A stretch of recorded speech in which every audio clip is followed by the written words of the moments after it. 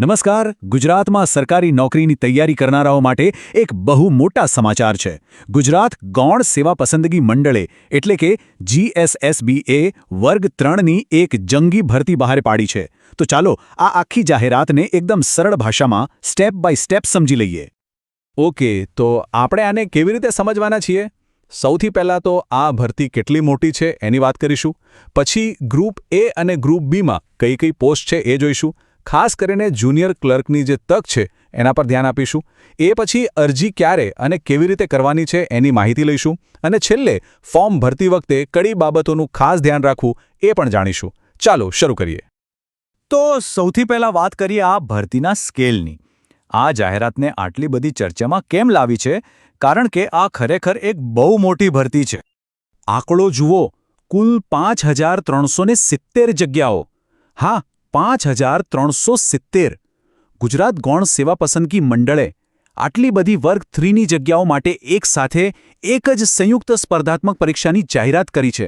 એટલે જ આ એક જબરજસ્ત તક છે. હવે આ જે 5370 જગ્યાઓ છે ને એને મુખ્યત્વે બે ગ્રુપમાં વહેંચી દેવામાં આવી છે. એક છે ગ્રુપ એ અને બીજું છે ગ્રુપ બી. ગ્રુપ એમાં લગભગ 2365 જગ્યાઓ છે, જ્યારે ગ્રુપ બીમાં એનાથી પણ વધારે એટલે કે 3005 જગ્યાઓ છે. ચાલો, તો સૌથી પહેલાં આપણે ગ્રુપ એની વાત કરીએ. આ જે 2365 જગ્યાઓ છે એમાં કઈ કઈ પોસ્ટ્સનો સમાવેશ થાય છે એના પર એક નજર કરીએ. ગ્રુપ એમાં એક વાત બહુ જ રસપ્રદ છે.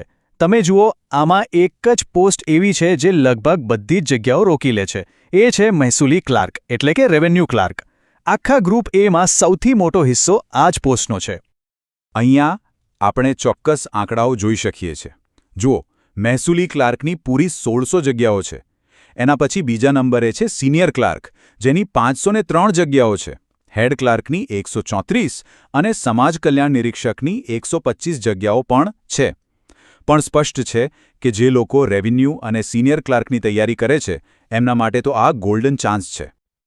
ઓકે, તો આ હતી ગ્રુપ એની વાત. હવે આપણે ગ્રુપ બી તરફ જઈએ. ગ્રુપ બીની વાત તો એનાથી પણ વધારે સીધી અને સ્પષ્ટ છે, પણ તક બહુ મોટી છે. ગ્રુપ બીમાં કોઈ કન્ફ્યુઝન જ નથી. અહીંયા બધી જ એટલે કે પૂરી 3005 જગ્યાઓ ફક્ત અને ફક્ત એક જ પોસ્ટ માટે છે, અને એ છે જુનિયર ક્લાર્ક. આ જુનિયર ક્લાર્કની જગ્યાઓ સરકારના અલગ અલગ વિભાગો અને ખાતાઓમાં ભરવામાં આવશે. મતલબ એકદમ સાફ છે. જે કોઈ પણ ઉમેદવારનું સપનું જુનિયર ક્લાર્ક બનવાનું છે એમના માટે આનાથી મોટી તક કદાચ જલ્દી નહીં આવે. એક જ ઝાટકે 3000થી વધુ જગ્યાઓ. સારું, તો હવે આપણને ખબર છે કે કઈ કઈ પોસ્ટ છે અને કેટલી જગ્યાઓ છે. પણ સૌથી અગત્યનો સવાલ, આના માટે અપ્લાય ક્યારે અને કેવી રીતે કરવો? ચાલો એની વિગતો જોઈએ. આ તારીખો ખાસ નોંધી લેજો, કેલેન્ડરમાં માર્ક કરી દેજો. ફોર્મ ભરવાનું શરૂ થશે 5 ફેબ્રુઆરી 2026 બપોરે 2 વાગ્યાથી અને ફોર્મ ભરવાની છેલ્લી તારીખ છે 20 ફેબ્રુઆરી 2026 રાત્રે 11:59 સુધી. એટલે સમય બહુ નથી, ધ્યાન રાખવું પડશે. અને હા, એક વાત સ્પષ્ટ છે, બધી જ અરજીઓ ફક્ત ઓનલાઈન જ કરવાની છે. કોઈ ઓફલાઈન પ્રોસેસ નથી. અને એના માટે ગુજરાત સરકારની જે ઓફિશિયલ વેબસાઇટ છે OJS એટલે કે ઓજસ, એના પર જઈને જ ફોર્મ ભરવાનું રહેશે. પ્રોસેસ આમ તો સીધી સાદી છે. સૌથી પહેલાં ojas.gujarat.gov.in વેબસાઇટ ખોલવાની. પછી જાહેરાત ક્રમાંક 378/2025-2026ને એકદમ ધ્યાનથી વાંચવાની. ત્રીજું સ્ટેપ, તમારા ઓરિજિનલ ડોક્યુમેન્ટ્સમાં જે વિગતો છે એ જ પ્રમાણે ફોર્મ ભરવાનું. અને છેલ્લે ડેડલાઇન પહેલાં ફોર્મ સબમિટ કરી દેવાનું. બસ આટલું જ. હવે જગ્યાઓ વિશે ખબર પડી ગઈ, તારીખ પણ ખબર પડી ગઈ, પણ ફોર્મ ભરતી વખતે કેટલીક બાબતોનું ખાસ ધ્યાન રાખવું પડે છે, જેથી મહેનત પાણીમાં ન જાય અને ફોર્મ રિજેક્ટ ન થાય. ચાલો એના પર વાત કરીએ. તો સવાલ એ છે કે એવું શું કરવું જેથી આપણું એપ્લિકેશન ફોર્મ કેન્સલ ન થાય? કઈ ભૂલોથી બચવું જોઈએ? નોટિફિકેશનમાં વારંવાર અમુક સૂચનાઓ આપી છે, જેમ કે ફોર્મ ભરવાનું શરૂ કરો એ પહેલાં આખી જાહેરાત વાંચી લો. બીજું, તમારા બધા ઓરિજિનલ સર્ટિફિકેટ્સ જેમ કે ભણતરના, ઉંમરના, જાતિના એ બધા હાથવગા રાખો. ફોર્મમાં જે પણ માહિતી ભરો એ એકદમ ધ્યાનથી તમારા ડોક્યુમેન્ટ્સ સાથે મેચ કરીને જ ભરો. કારણ કે જો કોઈ પણ ખોટી માહિતી પકડાશે તો અરજી સીધી રદ થઈ શકે છે.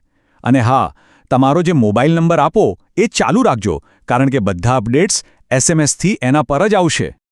અને છેલ્લે એક સૌથી મહત્વની સૂચના જે બોર્ડે પોતે આપી છે, એ લોકોએ સ્પષ્ટ કહ્યું છે કે ભરતીને લગતી બધી જ માહિતી અને અપડેટ્સ એમની ઓફિશિયલ વેબસાઇટ https://gssb.gujarat.government.in પર જ મૂકવામાં આવશે. એટલે બીજે ક્યાંય ભરોસો કરવાને બદલે સમય પર આ વેબસાઇટ ચેક કરતા રહેવું ખૂબ જરૂરી છે.